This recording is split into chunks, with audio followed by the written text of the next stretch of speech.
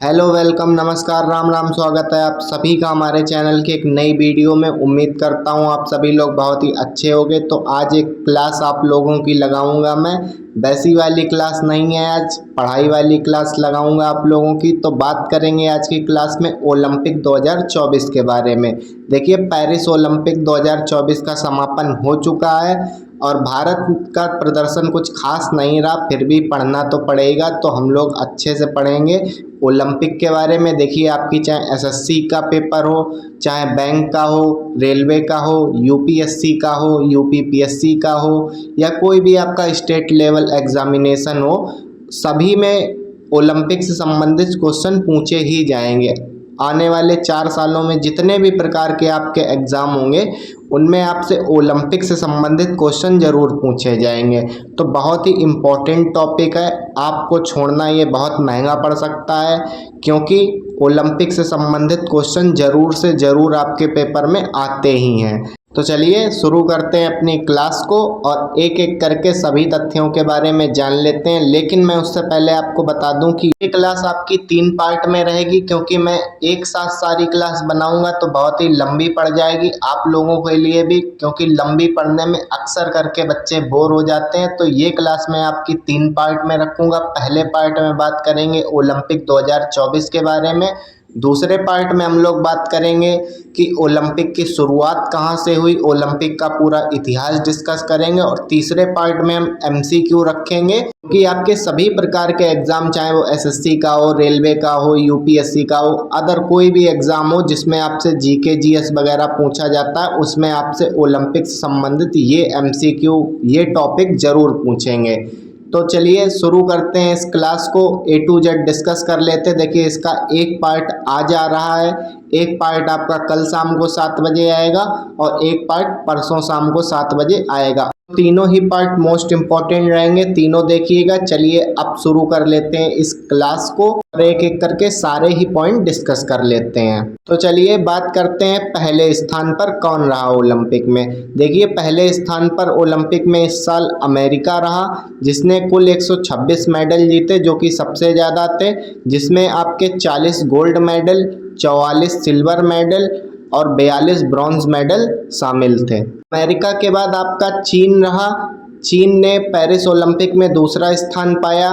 चीन का भी काफ़ी अच्छा प्रदर्शन रहा ओलंपिक में। चीन ने कुल 91 मेडल जीते हैं, जिसमें कि 40 गोल्ड, 27 सिल्वर, 24 ब्रॉन्ज मेडल शामिल हैं। अब जानते हैं पेरिस ओलंपिक में भारत के प्रदर्शन के बारे में। देखिए, भारत ने पेरिस ओलंपिक में कुल 6 पदक जीते, जिसमें 1 सिल्वर मेडल था आपका और 5 आपके ब्रॉन्ज मेडल शामिल थे।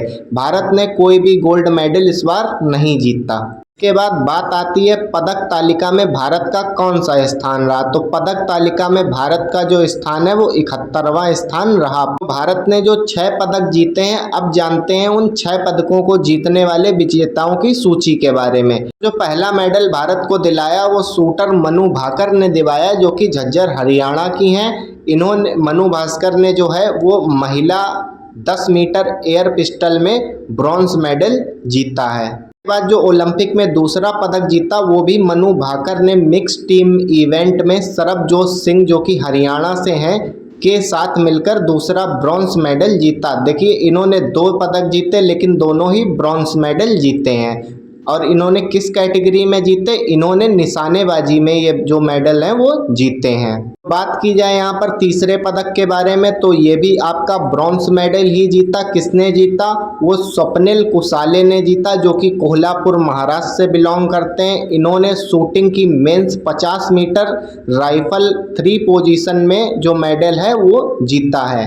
इसके बाद जो चौथा पदक आया वो भी ब्रॉन्ज मेडल आया, जो कि पुरुष हॉकी टीम ने ओलंपिक 2024 में भारत को जिताया था। इसके बाद जो एक लौता सिल्वर मेडल आया ओलंपिक 2024 में, वो जेवलिन थ्रोअर नीरज चोपड़ा, जो कि पानीपत हरियाणा से बिलोंग करते हैं। इन्होंने 82.45 मीटर दूर भाला फेंक कर भारत को जो है वो सिल्वर मेडल जिताया है। ये एक अकेला सिल्वर मेडल है जो भारत के हक में इस बार आया है। इसके बाद जो छठा पदक भारत के नाम आया है वो आपके रेसलर अमन सहरावत ने, जो कि झज्जर हरियाणा से बिलोंग बिलोंग करते हैं। इन्होंने 57 किलो फ्री स्टाइल में जो ये कांस्य पदक है वो भारत को जिताया है। ये अगर आप वीडियो में यहाँ तक आ गए हैं और आपको क्लास पसंद आ रही है तो वीडियो को एक लाइक और चैनल को सब्सक्राइब जरूर कर दीजिएगा, क्योंकि इसका अगला पार्ट भी कल आएगा और परसों भी इसका जो MCQ वाला पार्ट है वो आएगा। तो चैनल सब्सक्राइब कर दीजिएगा, क्योंकि क्लास बनाने में बहुत मेहनत लग जाती है।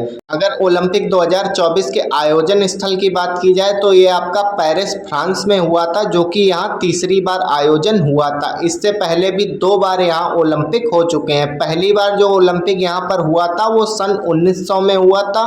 उसके बाद जो दूसरी बार ओलंपिक हुआ था वो 1924 में हुआ था, और ये जो तीसरी बार ओलंपिक हुआ है वो 2024 में पेरिस में ओलंपिक हुआ है। अगर संस्करण की बात की जाए तो ये 33वां संस्करण था। संस्करण माने इससे पहले कितनी बार ओलंपिक हो चुके हैं, तो ये ओलंपिक का जो 33वां संस्करण था वो था।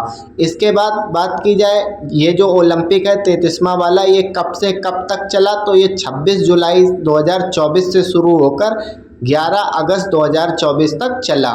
इसके बाद भारत से कुल कितने खिलाड़ी इसमें शामिल थे, तो कुल 117 खिलाड़ी भारत से इसमें शामिल हुए थे। उसके बाद शुभंकर की बात करी जाए तो इसमें फिजियन टोपी इसका शुभंकर रहा।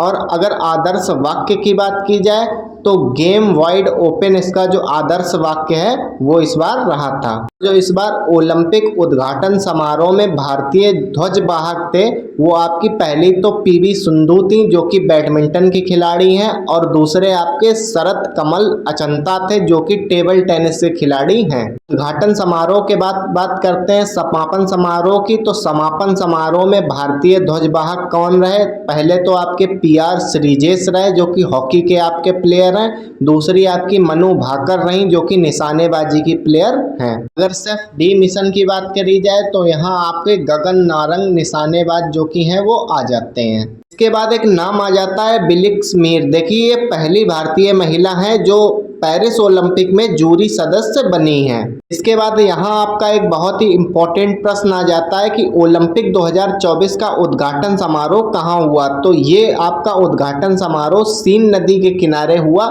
जो कि पेरिस में है। और पेरिस एक शहर है जो कि सीन नदी के किनारे बसा हुआ है। देखिए ये पहली बार ऐसा हुआ कि ओलंपिक का उद्घाटन किसी खुली जगह पर नदी के किनारे किया गया। तो ये फैक्ट भी आप लोग साथ ही साथ ध्यान रखिएगा। इसके बाद बात की जाए अगर समापन समारोह की, तो आपका स्टेट D स्टेडियम में जो ओलंपिक का समापन समारोह है वो रखा गया। अब बात कर लेते हैं ओलंपिक की भारतीय संस्था के बारे में कि भारत की तरफ से ओलंपिक कौन कराता है। तो इस संस्था का नाम भारतीय ओलंपिक संघ है, जिसको IOA भी कहते हैं। इसका मुख्यालय जो है वो आपका दिल्ली में है, और जो इसकी अध्यक्ष हैं वो आपकी PT ऊषा जी हैं। इसके अलावा जो इसकी स्थापना है वो आपकी 1927 में हुई थी।